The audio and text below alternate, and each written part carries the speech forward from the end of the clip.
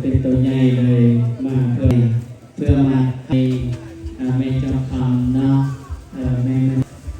ใส่สลิดเนาะแล้วก็บรรดาเจ้าภาพบอกเลยไปน้อยไม่ต้องบอกกันไปเพื่อนวันนี้นะขอให้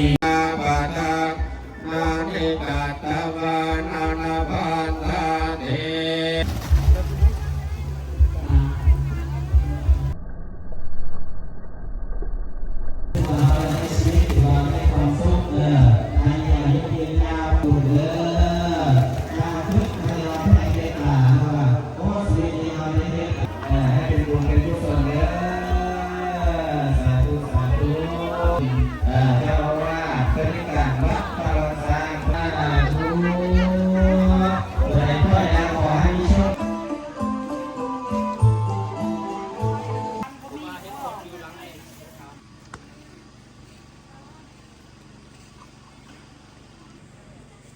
เป็นพระที่เก่าแก่แล้วนับเป็นพันปีไปเลยนี่